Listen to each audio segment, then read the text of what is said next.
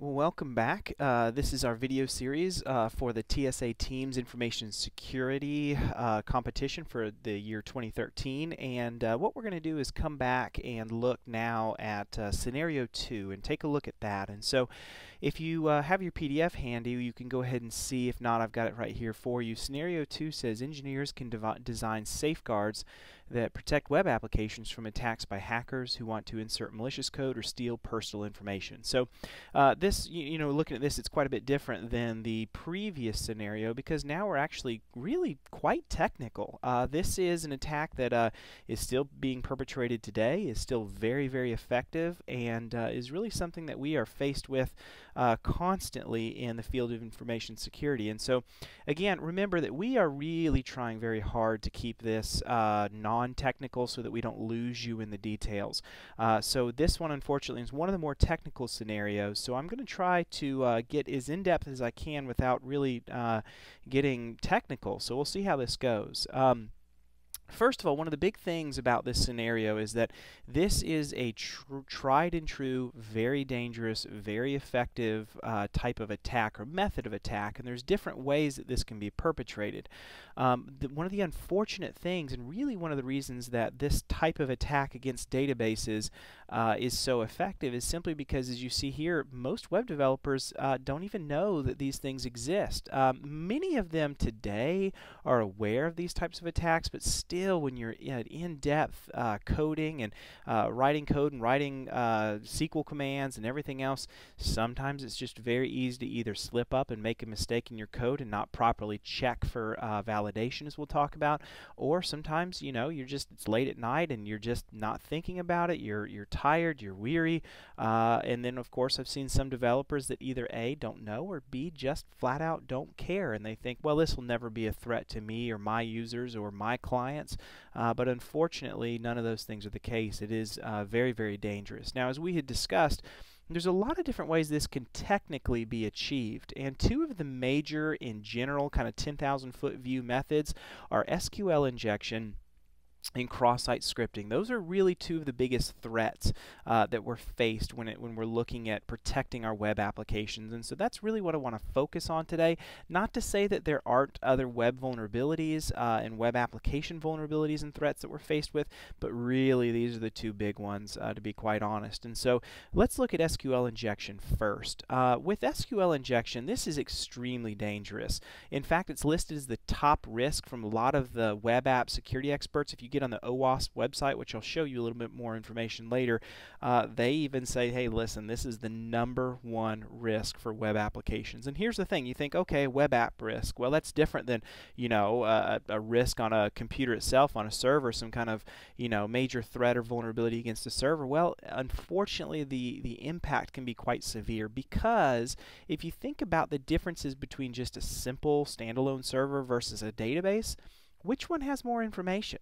Which one has more juicy information, more useful information? Typically, it's a database. So let's take a break here and think, what do databases store? Well, yeah, they store usernames and password hashes. At least it better be the hash, not the actual raw clear text password. But they store a lot of other things too. Not just store data and inventory and things like that, which many of them do. But one of the other big things that you may not have considered is financials, right? When I go ahead and log in, how common is it that I can save my credit card data on Amazon, right? And so I can just do a quick one-click checkout. Well, that's all data, that's information that's being stored somewhere, right? And so this is really what bad guys can be after, is our usernames and passwords, sure, but also information on our financials. And so this is why I've listed here this having these types of attacks, these SQL injection based attacks, have severe impact. And so that's really what we're going to look at today. The way this works, again, basically is what an attacker does is, it says SQL injection, and really that word injection is quite true. An attacker is essentially injecting or sending in malicious commands into a database to get that database to either act or react in a way that it was not intended to do. And so we're going to talk briefly about how this works. And I think one of the best ways, Hacker Target has a pretty good graphic here that will illustrate a lot of this for us. And so what we see here typically what's going to happen is a customer is going to come into an internet website and say, hey, listen, I'm looking for something. So in this case, they're on bicycles.php, which is a website apparently that's listing maybe bicycles for sale from this web vendor, right? And they're looking at specifically item ID 2. Now this is a database field, and this is referring to, in all likelihood, number 2 out of a set of item IDs. And this item ID, we can probably guess just by intuition, it's referring to probably their second bicycle that they've got in their inventory being stored in a database. So what happens in this situation is the client is sending to the website, I am on bicycles and I want to request item ID 2. And so what happens is this request gets sent across the internet and hits the web server. Now the web server has a back-end connection to the database behind, and typically clients don't directly interact with the database. They do interact with the database by proxy from the web server. And so what happens is the web server says, okay, hey listen, I need to grab the information you have for item ID 2 and whatever else this bicycles.php is programmed to serve up, right? So in all likelihood it's serving up, you know, a nice pretty interface that looks good, but then dynamically generated content. So, you know, information on this bicycle and the price and all sorts of other things too that may get pulled up. Okay, so that's the typical way that it happens. Now what about a bad guy? Well, in this case, look here. The bad guy now is saying, hey listen, I want to do the same thing. I want bicycles.php and I want item 2, just like he's doing. So they're pulling up the same information. However, the bad guy has done a little prior research, and he has also begun to see, maybe from just looking around, maybe from logging in himself, he has been able to see some extra database fields, or maybe he has not ascertained them, he's just guessing, right? And here's what he's doing. He's essentially sending an SQL command, and he's saying, hey, by the way, I don't just want item ID 2. Go ahead and give me everyone's username and password too while you're at it. And that's essentially what he's doing here. Now, it's a little bit more technical than this, but that's essentially what he's doing. And it brings up the question, well, what database is just going to say, oh, yeah, here you go. You can have my usernames and passwords for everybody. Well, granted, this is a very simplistic example of an attack, but these types of things happen even on modern, supposedly secure websites all the time. And we're going to talk about why this happens and really a little bit about how this happens as well. One of the questions we need to ask ourselves, though, is how do we defend against this kind of attack? And one of the best ways to do this is using what's called parameterized queries. Now, I don't know if I'll be able to say that word again, so I'm going to say it that time and hope you understood it and got it, because I'm probably going to trip over it if I try it again. And essentially what these queries are doing is it's a way of writing our code to say, hey, listen, when I get information from the user, and it's asking information from the database, I am going to explicitly tell the database what kind of information you are going to send back to me. And so if a user sends things that I don't like or even that I don't know, I'm simply just going to say, no thank you, not going to happen, not going to give that information, not going to do it. So this is one of the best ways of doing this. Now it brings up the question, what is a parameterized query? How does that work? What is that? Well, again, this is going to get more in depth into SQL. You need to understand how SQL works. You probably need to understand how dynamic web content works, PHP.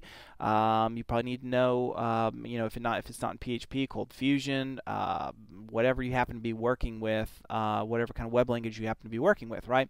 And so we're not going to get into that in this lecture series. What we are going to get into is just the fact that we need to be careful how we write our code and what kind of data we will accept from the user. We need to be careful to only accept a very small subset of information. Now, one question on this is how do we know what to use?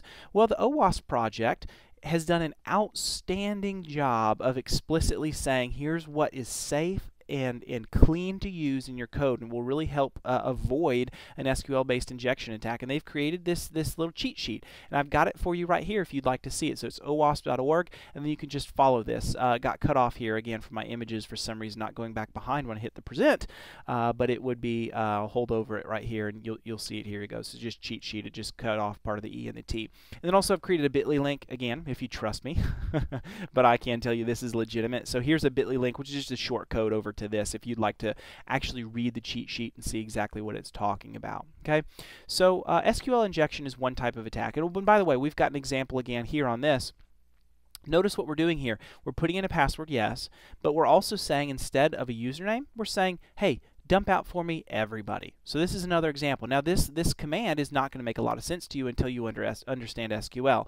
But again, that's not the point of this lecture. We just want to show you the idea of how this comes across. So essentially what we're doing is we're sending in data to a database, and unfortunately in some cases databases and the queries themselves have not been checked and are not accepting or validating data as it comes to it. And that's a big problem.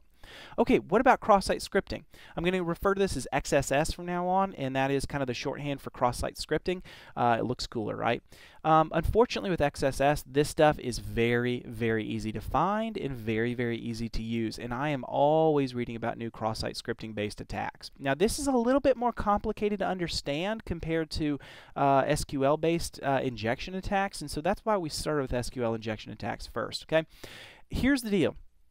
Pretty much all web languages are going to be susceptible to these kinds of attacks. Pretty much all of them. Unfortunately, though, the biggest, most perpetrated type of attack is against a language called JavaScript. Now, if you've not heard of it, I promise you use it every day. JavaScript runs so much of what we do in this world, even now in the Web 2.0 world, where we're seeing everything running in Ajax and other types of dynamically generated, user-generated worlds.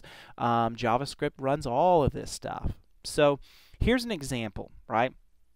We could write some JavaScript that says, hey, what state do I live in? And then it would simply, you'd have the ability to choose, and then it would come back and say, I'm a resident of, well, in this case for me, Kentucky, right? So it would show where we're a resident of. Now what would happen, however, is if we had right here, as you see, we're calling up the same information. Now I didn't actually show this, what the JavaScript would look like to ask this question, but here's the idea here. So now we have a JavaScript where it comes up with an alert, and it says, you are vulnerable to cross-site scripting. Now, just that message alone doesn't make us vulnerable to cross-site scripting, but what this illustration is proving is that we are actually allowed to add in a little bit of extra scripting language inside their actual website. And I'll show you an example of this here in a second on the next page. But really what we're doing here is we have the ability to add in by putting in, adding into the actual JavaScript that exists by what the programmer put into the website. And we have the ability essentially to add in an extra field or an extra set of commands into the current existing JavaScript. And that's really what makes cross-site scripting so dangerous. Now again, I know at this point it still doesn't make a lot of sense, so I will illustrate this. Let's take the example of maybe an attacker who uses a sports forum. So let's say we're a big Ravens fan since they won the Super Bowl, right? And we want to know all about, you know, what people are saying about the Ravens and some of the newest rumors and whatever, right? And so a bad guy gets on one of these Ravens forums, and maybe the forum has not been updated in a while, and the software it's running is, you know, somewhat old, that sort of thing. And he notices that he can upload and put in some malicious information into it, okay? So here's what he does. He goes to that Ravens form, he probably signs in with the user ID and password that he's created, and he essentially adds in, injects in, to use that word again, some extra JavaScript into that website. And then what happens is any other user in the entire world that happens to go to that forum and clicks on his post is going to see and potentially interpret and read and run that JavaScript.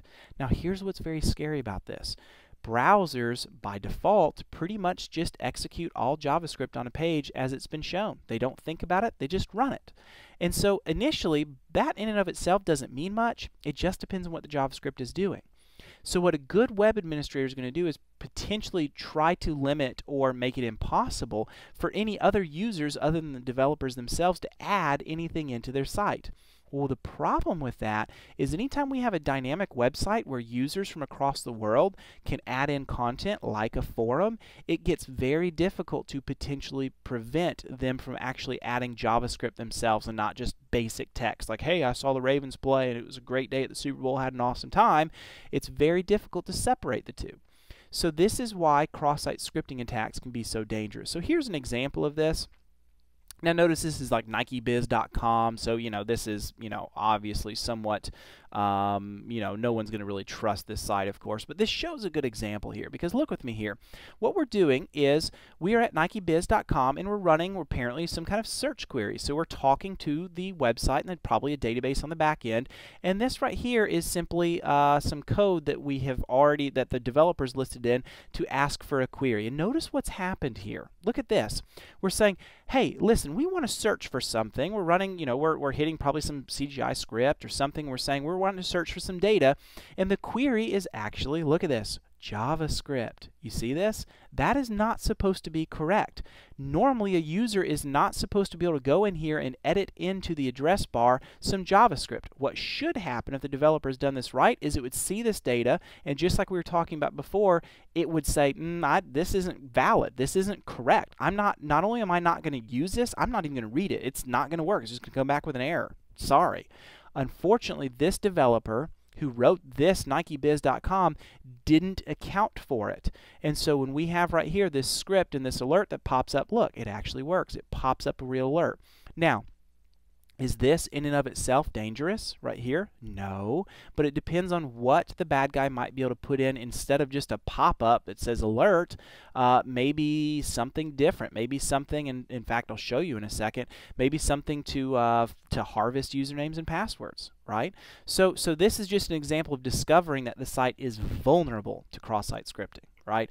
And there again is a big difference between being vulnerable to cross-site scripting and actually having something, you know, attacking and taking use of that. So we need to be very careful about this. Okay, so what do the bad guys target in cross-site scripting? What are they really going for?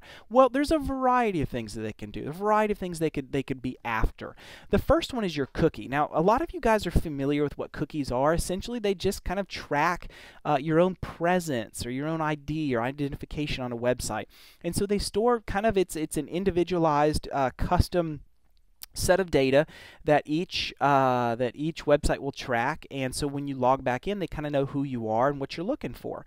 And this is very nice, especially for websites where a user may not log in. So like, let's say I go to Amazon all the time, and you know, I'm always looking around for stuff, but I don't always log in. Well, the nice thing about a cookie is it keeps track of all of that.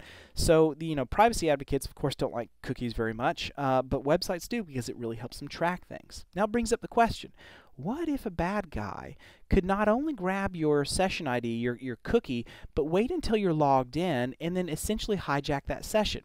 And this is what will occasionally happen in cross-site scripting is the second you log in, it goes ahead and it steals your cookie, and it allows the bad guy to log in with your data. And if he's really slick, he may have already programmed it in to go ahead and send the commands to change your password if he knows the functionality of how that works on the particular website.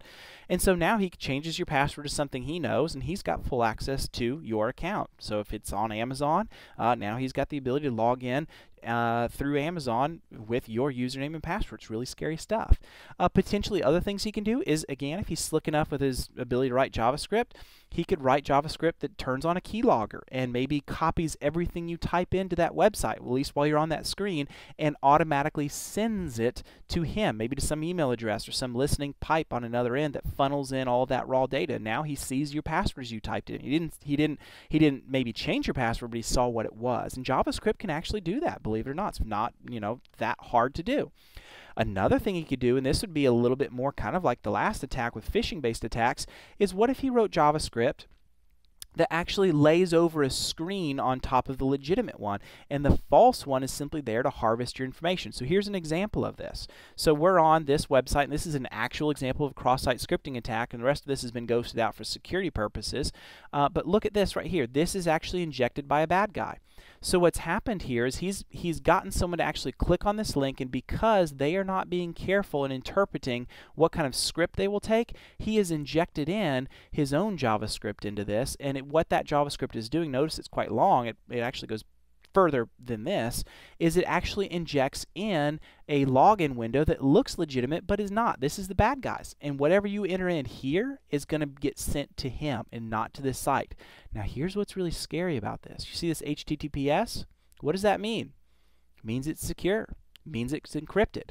So just because you have HTTPS doesn't mean that you are not vulnerable to all kinds of other attacks. You certainly are, and this is an example. So this is an example of how cross-site scripting is so dangerous. The developers of this website did not properly check, did not sanitize this data, and allowed for an injection attempt for somebody to add this in and pop this over it, and essentially harvest your username and your password. Very, very scary stuff. Here's another example from JPMorgan Chase. We've heard of them, right? They're a pretty well-known, reputable company. Now, this has been fixed, I'm quite sure, from the size of company this is. But again, look here. Here's another example, because up until this point you might be like, okay, yeah, but how does a bad guy actually get that data in there? Yeah, he could pop it in up here, but he's got to get other people to actually see it, right? Well, here's another example. New search. So in this case, we're doing some kind of search, and normally we're going to search in for whatever we're looking on the website. You know, financial information for 2012. You know, maybe for my tax purposes, something like that. But this bad guy has discovered again, J.P. Morgan Chase, as others, have not properly filtered what kind of information should be going in here, and we're popping in an iframe that's looking, we can't see the rest of this, but we can guess it's popping in this iframe right here and sending in information. Again, we can't see it here, but it's sending in information that says JP Morgan Chase just got owned. Now, is this doing anything? No, it's just data that they sent in to pop it in an iframe right here. But think about this. Instead of popping in an iframe that said JP Morgan Chase just got owned, what if it said you must authenticate to see the answer for this, you know, for this data or something like that, right? And then a user's like, oh, I got to authenticate to actually get the results from my 2012 information. Makes sense to me. I trust JP Morgan Chase. And click, click, click, click, click. They put in their username, their password, and then it harvests it, sends it to the bad guy, and then that message pops off, right? So this is an example of this by itself not doing anything, but because they were actually able to put in an iframe right here that kind of covers this, they could now easily, you know, put in fields here to accept user data. So this is an example of this just being proof of how dangerous this could be, right?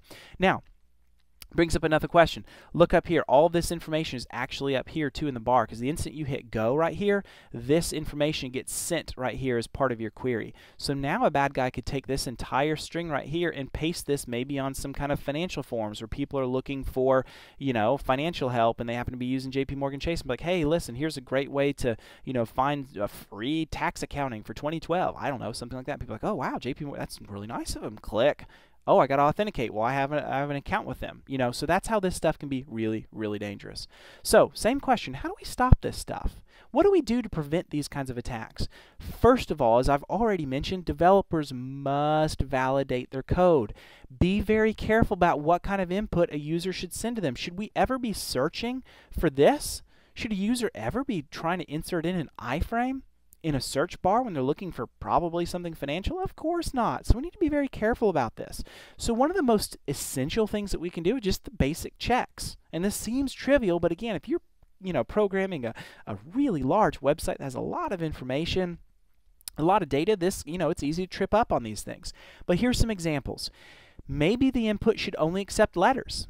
Or maybe if it does take numbers, maybe just, for example, what if it's taking a year? What if we have a small form that says, you know, enter in the year? Well, if it should be, you know, 2012, 2013, 2011, it should only be 4 numbers. Why would we accept in 5 numbers? Why would we accept in 20 numbers or letters with that? Doesn't make sense, right? So if a field is only expecting certain data, this is what we call sanitization. We're saying, hey, you're sending me data that is not correct, and I am not going to take that. I am only going to take exactly what I'm supposed to have in this field. So if it's a field you enter in the year, well, I'm only accept 4 digits. Makes sense, right? And that's a great way to eliminate those kinds of things. Another example is in a name field. Let's say you're filling out your name for a contact form, right? Well, brings up the question, should a user ever insert in numbers into your name? To my knowledge, no. Doesn't make sense. Another thing that can really help is never allow the use. If you look at this, look how this iframe was inserted in. We actually had to put in this little bracket right here to signify we're going to put in an iframe. If you've ever worked with iframes or HTML, you're quite used to syntax here. So we need to block that stuff. No user input field should really ever, if you can avoid it, and usually you can avoid it, should ever take any of these fields right here. These brackets, equals, the ticks, the quotes, stars, you know, all of these should not be taking those. So we should just not allow those. If a user ever sends that, we should program our website to say, no thank you. Another thing, whitelist based approach. This is nice too, because what we can do here is say, we're only going to take a certain kind of data. This is, we're just not going to take a % sign, no matter what. Nowhere in the website, nowhere in any of the data you send will we ever take it. We're going to sanitize that out. We're going to get rid of it, right? So we can, again, make basic checks for all these things and get rid of all of it. So the question becomes, well, what stuff do we get rid of? Easy answer, look right here. Again, OWASP have done a great job for us in sending across a cheat sheet that says exactly how to get rid of a lot of this stuff, and things that we should never accept as user input from our users when they enter in information into any of these forms or any of our website data. So again, I've got a bit.ly link for you if you'd like to see that. If this is too long to type, here's a quick shortcut bit.ly link that goes to the same place, so you can see that as well. So that really covers scenario 2 in terms of how SQL injection attacks work, in terms of sending in information to a specific website with specific data, trying to get it to cough up more information out of the database than it's intending. And then cross-site scripting attacks, where on one website we can put in some kind of data, and that data can either execute on the same website, or we can get it to funnel and pull information out from another website. And by the way, I didn't mention that, but this guy could very easily have pulled in, instead of having, again, an iframe that just pops this up, he could possibly have an iframe that refers to data on his own website that actually has some kind of web-based Firefox vulnerability or some kind of Windows vulnerability, and it automatically owns your machine, installs a rootkit, right? So is that data ever on JP Morgan Chase's website? No, of course not. Is that data on someone else's website? And is that data, by use of an iframe, referring to that bad guy's website? Yes, and that's how these things often happen. And that's why we call this a cross-site scripting attack. I neglected to mention that, by the way. And so those are the two, I guess, brief kinds of attacks that we would face with regards to scenario 2. So we're going to, again, stop right here and take a break, and we'll pick back up in scenario 3.